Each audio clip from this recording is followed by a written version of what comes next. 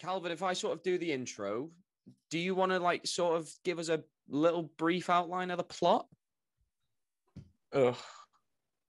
I mean, I can, but I can't remember. No, but like sort of off the top of your head, just like what it is. Because otherwise, it's just I the lions. I feel it's just me talking. Yeah, it's just people know. People know. Just say it's fine. Just say it's the Lion King in Hamlet. That is what I've got written down here. It's the Lion King, verbatim what you just said. Naked grown. There we go. Yeah. What do you want to do that? What's the story that inspired? You can do it. It's fine because I would like to be prepared. Okay, right. Next time. Next time I'm going to do it in a Danish accent and everything. It'd be great. For every movie, please. No need. Just summing up Doctor Strange in a Danish accent. You do a Danish accent? No, that's why I've got to prepare. Oh, right. Yes, I see. He's going to go back, watch it again, and he's just yeah. I will avenge you, father. I will kill you, Fjolnir. You sound like Arnold Schwarzenegger. No, I will avenge you, father. It's not a tumor. I was doing like a soft Arnold. I will avenge you, father. There is no bathroom. Right. Welcome back, everyone, to another Keeping It Real review. I'm your host, James, joined by Calvin and Rhys today to hopefully try and remember as much as we can and talk about Robert Eggers' new movie, The Northman, starring Alexander Skarsgård, Nicole Kidman, Anya Taylor-Joy, and Ethan Hawke. I say try and remember because it's actually been a minute since we went to see this movie. I think we went on the 15th of April, and it was it's now the 28th. It was opening day, wasn't it? It was opening day, yeah. We love a Robert Eggers movie, don't we? First in line. Yes. Fighting everyone off. Yeah, exactly. I fight with the strength of 10 men. So Calvin sort of alluded to it. The Northman is based on a poem that inspired Hamlet, which of course obviously went on to be the foundation of The Lion King. I think everyone's favorite interpretation of that story. So if you've got kids, yeah, take them to see this. Take them to see it. They love it. Great family film. And they're all lions. After witnessing the betrayal and murder of his father at the hands of his uncle Fjolnir, the Viking warrior Prince Amleth returns years later to exact his vengeance and save his mother. That is basically the gist of the story. What did everyone think of The Northman? We'll do spoiler-free first. Calvin. I absolutely loved it. From the first 5 minutes, I knew I was going to enjoy this film. And it's, I think it's one of the only films in recent memory where it's kept me entirely glued to the screen through the entirety of it. Like I didn't find it. I wasn't sat there, and I mean the film is quite slow in places, but I wasn't sat there bored in any way. And I just love when a film does that because it seems to be so rare for me that my mind will never wander for like a split second at least. I forgot it was in a cinema. Yeah. Yeah. So yeah, I loved it. Yeah, you said like it, 5 minutes in you knew. It actually took a bit longer for me. I wasn't fully in until we sort of regroup with Amleth when he's a man. I actually found the opening. It took me a minute, and I think it was Ethan Hawke's performance, which you're probably going to argue with me on it, but I just saw right through it. He was the only actor in this movie where I was like, oh, it's Ethan Hawke. I really didn't buy him as that king. I could only see Ethan Hawke. But I thought all the other performances were incredible. I think this is the best work of Alexander Skarsgård's career. I really thought it was phenomenal. Obviously, the physicality that he brings to this role is just terrifying. Like, I remember when I think I first saw the trailer. I was with my friend Morgan, and when he fucking catches the spear and throws it back, I grabbed his leg. I was like, oh fuck, oh my god. And obviously in the movie, I had a similar reaction. It was a bit slower than I'd anticipated, but that wasn't a problem. It was sort of just, what surprised me more was that we sort of get to one place and then that's it. That is we're here now, and we're going to stay here. And I sort of thought from the trailers this was going to be more of like a quest, where he's been on this quest since he was a boy to try and get back to this place where he's going to exact his vengeance. I'll talk more about that. It's got that line. Spoilers. It's got that Lion King time skip. Yeah. Rhys, what did you think? Yeah, I loved it as well. I just think it was really well done. Again, it was long, but I didn't really mind it. It was 2:17, I think this was. Yeah, because I kind of agree with Calvin when I didn't like. There were certain bits that was slow, but I didn't mind it too much because it was the story was still interesting enough to like keep my attention. I think Robert Eggers is a really good director. Yeah, if you're not aware of who Robert Eggers is, he of course directed The Witch and The Lighthouse, two very different films from this, but you can still tell it's it's got. He has a style. He has a style, and he just knows what he wants, and he does it. Except doesn't always get what he wants because we know that we saw on Twitter yesterday he wanted more dick. He wanted more penises, and I said, I think the first thing I said when we walked out of the Northman was it needed dick. I think that would have sent me over the edge, only because of those people who were sat behind us. They definitely would have laughed every time they saw a bum.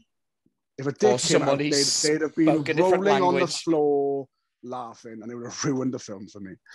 But did you see as well that he said he's never going to make a modern film, which I thought was interesting. He's always going to make it. Period. Yeah, just not today. Why not? Like the Lighthouse was like 100 years ago. Yeah. Should we dive into spoilers? Dive into the meat and gravy of this movie.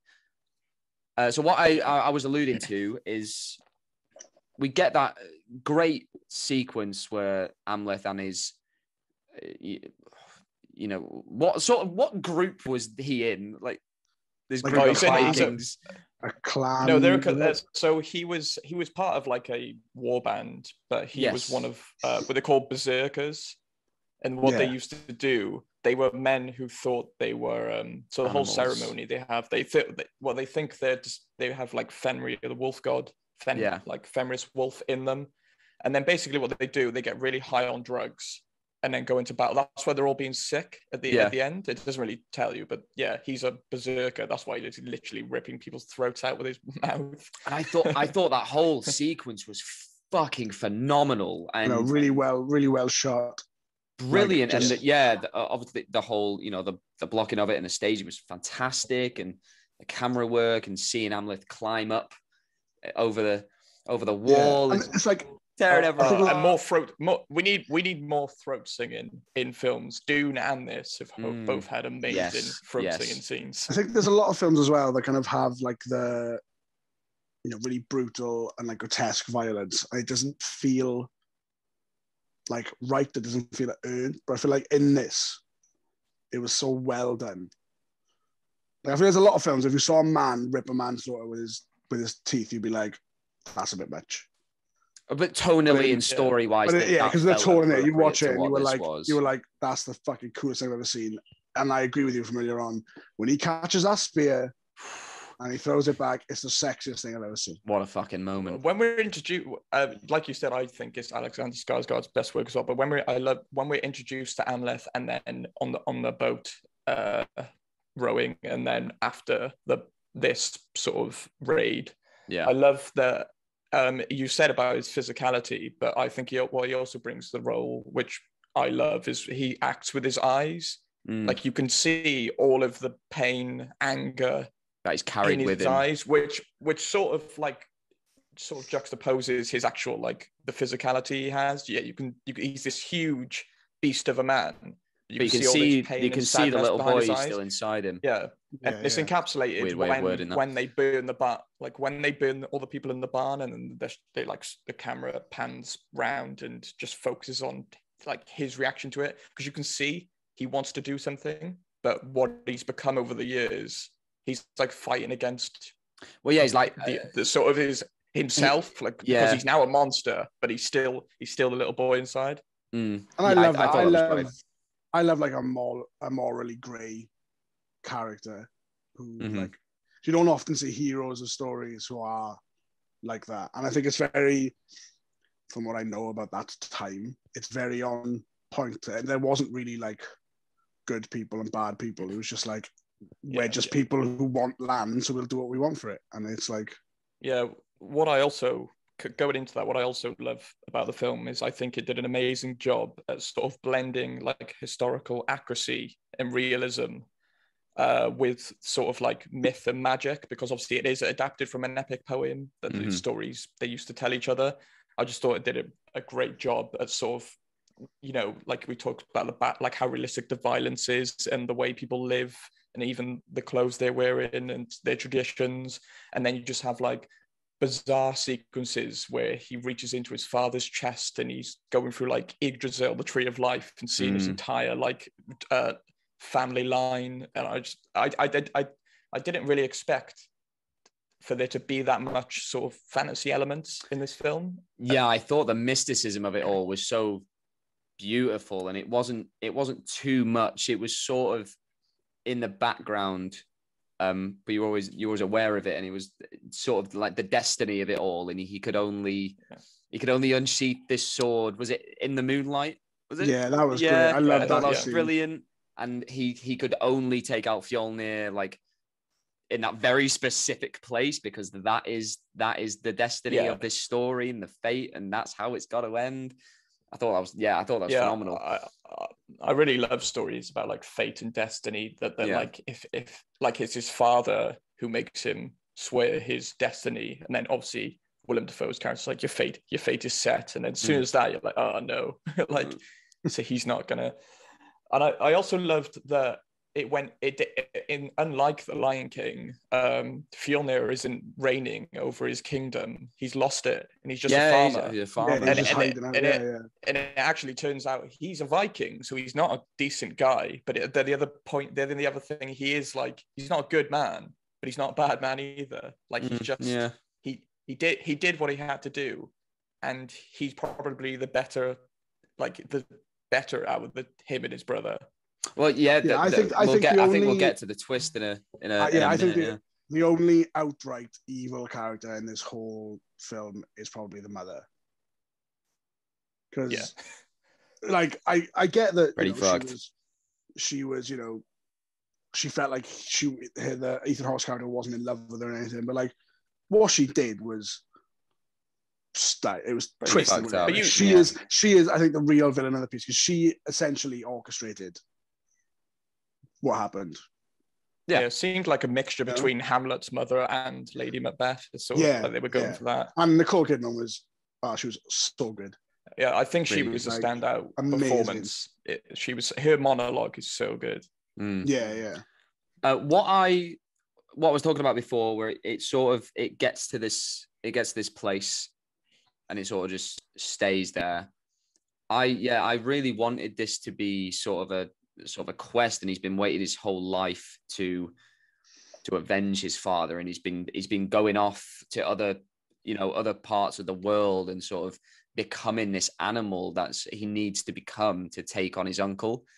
But they raid that village, and then they say it's something along the lines of the slaves are going to Fjolnir, and Alexander Skarsgård overhears that, and he's like, "Well, Fjolnir? Oh fuck, I'll go with them." And I was like, "Oh, that was a bit of a coincidence, wasn't it? Was it?" When you're dealing with like fate and destiny, everything's going to line up. I just wanted him to be more active in pursuing it. It seemed to just happen upon him. I don't know. I feel like strange to me. Well, I feel like there's I kind of like that you're like, you can't escape. Like you don't have to act like it's going to happen. It's going to catch up to you regardless. I understand what you mean. And I think there still was it's inescapable. And then he does have the chance to walk away from it. And what does he do? I feel like there still was like an element of a journey and a quest, even in that very like contained place, because he still had to, he had to come across the sword, and then he had to kind of do everything he had to do. Like those scenes, where he's going around and just brutalizing people in the dark. Like that scene where they get everyone high is so good. Like they were just. It's just such a good movie to like just watch. Just visually, it was great. Stunning, yeah. But he's got that little fox thing helping him and stuff. Oh. Yeah, the score was amazing as well. That really brought it all together. Do we know? I didn't expect it to be such. No, I have listened to it, but I don't know who did it. But I didn't expect it to have such a sort of like. I knew it would be visceral and like like iron pumping and stuff, but I didn't expect it to be so emotional in places. Yeah, especially when you find out that he, Anya Taylor-Joy's character is expecting children, and it goes through the Tree of Life again. And I just thought that score was like really, really beautiful. Oh, I'm watching this movie again tomorrow. Now you're both getting me excited. Rhys, you talked about in sort of taking out all the people in the dark, and I thought that was written so fucking brilliantly. Where they think it's this god. So I think a lot of these like, them, and it's just him in the shadows. It's phenomenal. That's great though, because it actually speaks to like that's like historically probably accurate. How sort of Vikings thought about their gods, all these superstitions and folk tales that they all believed in.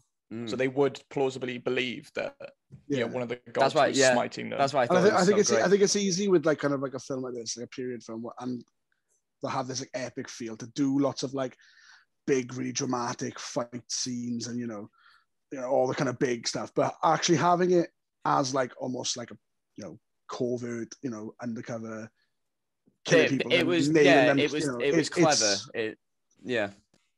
I'm not but having it made to see a farm. everything. It made a farm feel epic. Oh yeah, like that's such a great film achievement to have your latter half of the film take place in the middle of nowhere in Iceland on a small farm. Yeah, small location, but big ideas. Yeah. No, I also really love the scene where they played that sport. I don't know what it was. Yeah, that's probably like a traditional sport. Yeah, and it was great to see the mountain get his head smashed in. Yeah, that had to be a reference. Oh my god, that was all I was thinking during that. All I was thinking during that is Amleth's going to get concussed. No one's head is that hard, are they? Can you do that? Is that possible? Movie logic is if you're the one delivering the headbutt, you don't get hurt. He's clearly just a very big. Yeah. he's clearly just a very big Eddie Hall fan. He didn't appreciate what Thor did to him in that boxing match. He was just getting his own back. But that scene with a kid, and that guy was just fully ready to murder this kid over a game. I was like, what? What was that game? They were whacking the ball at the post.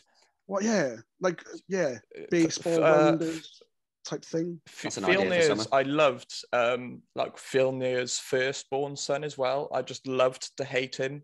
He was such a good like a real like one of those villains who's just slimy, like a weasel. You just want to see him. Yeah, you just want to see him get slapped about. Yeah, a proper rat bastard kind of guy. Like, and he just I've just remembered the end of The Lion King, and Simba and Scar do fight in a over a lava pit. Yeah. And in the original, just remembered. In the original draft of Lion King, don't they both die? I haven't read it recently. I'm almost sure in the original draft, I know it's a lot darker than like what the film was. Like it might be actually that Scar gets like fed to the hyenas and like that. He does, doesn't he? He does get fed to hyenas. Maybe they both die then. There is something really grim about the original. I'm gonna Google it and I'm gonna get back to Have a Google while we talk about the final fight, which was where I thought we needed Dick. The final battle. But that fight, as soon as they were like meeting at the gates of hell, I was like, here we go. That's the most badass thing I've ever fucking heard in my life. Any film that can deliver on its sort of like promises, I don't think in recent memory, I don't think a like climax to a film is sort of like enthralled me more. It was so well done, and it wasn't long, but like it just felt so epic having these two hulking guys fighting an erupting volcano. It was the absoluteness of it, where it was like, you've taken everything from me now, I took everything from you. One of us is gonna fucking die, or both. And this is it. Let's see what the fuck happens. And I loved how Well, we should talk about the twist first. Actually, we alluded to it before, where Nicole Kidman was sort of at the heart of this betrayal. She winds up with Fjolnir, who Amleth thinks has kidnapped her and is keeping her there against her will, but she's actually very happy. They have a family. They've forgotten all about Ethan Hawke. She kisses him. She kisses Alexander Skarsgård, her son, which I know I was rooting for. Anyone else? I know my friend Morgan was. I did love that twist though, because it just adds that extra layer of